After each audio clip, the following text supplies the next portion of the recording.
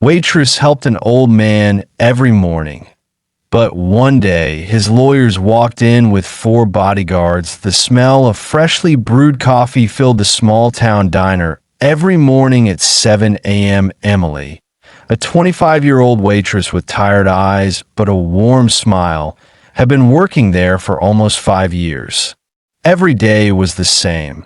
The hum of chatter, the clinking of cups, and the occasional laugh that made her forget how hard life had been since her father passed away. But there was one customer who stood out, an old man named Henry. He sat in the same corner booth, wearing his faded brown hat, a cane resting against the table, and a quiet kindness in his eyes.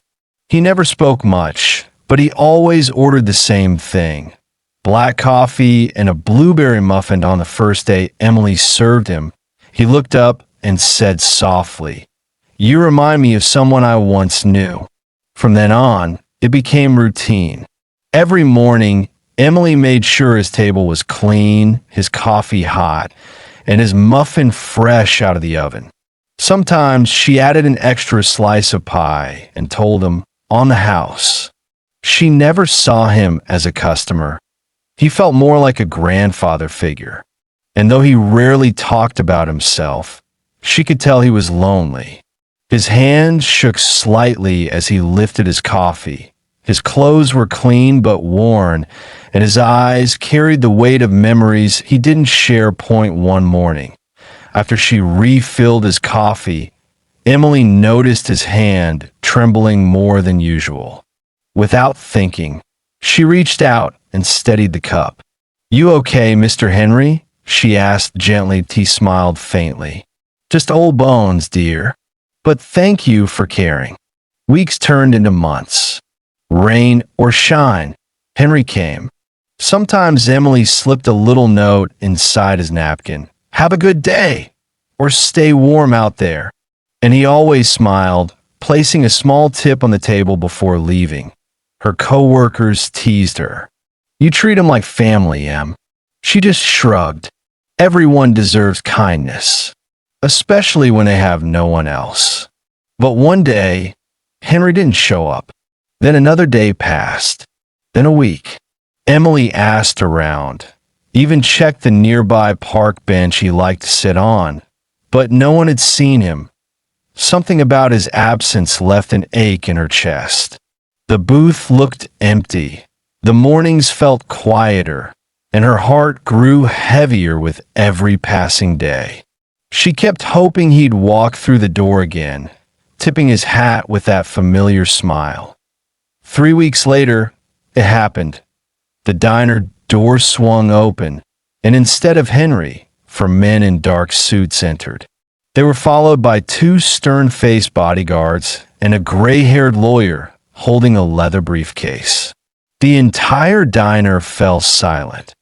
"Are you Emily Carter?" the lawyer asked, scanning the room until his eyes found her. Emily froze, wiping her hands nervously on her apron. Yes, that's me. Is something wrong?" The lawyer's tone softened. "I'm here on behalf of Mr. Henry Lawson." Her heart skipped. "Henry? Is he okay?" The lawyer paused. "Mr. Lawson passed away 2 weeks ago." Emily gasped, her hand flying to her mouth. The room blurred. "Oh no. He was here almost every morning." The lawyer nodded. "Yes, and he spoke of you often." He opened the briefcase and pulled out an envelope with her name written in shaky handwriting. "He asked that we deliver this to you personally." Emily's hands trembled as she took it. Inside was a handwritten letter. Asterisk, asterisk. "Dear Emily, if you're reading this, it means I've gone to meet my wife again. Don't be sad, dear. You gave this old man something money couldn't buy. Every morning, when I sat at that table, I saw kindness in your eyes, and it reminded me of the daughter I lost years ago. You treated me like family when the world had forgotten me. I never told you who I was, but I built my life as a businessman, owning companies and properties I stopped caring about long ago. But you You made me remember what it meant to live. Please accept the gift I've left in my will. It's not a payment, it's a thank you. Use it to chase the dreams you told me about between coffee refills. With love and gratitude, Henry Lawson. Tears streamed down Emily's face as the lawyer handed her another envelope. This one larger, with official documents. Mr. Lawson has left you ownership of this diner, the lawyer said gently, and a trust fund to keep it running. He said it was the place that made him feel alive again. The room went silent. Her co-workers stared in disbelief. Emily shook her head, unable to speak. He left this to me? The lawyer smiled faintly. He said, and I quote, "This place belongs to the heart that kept it beating." Months later, the diner had a new name, Henry's Corner.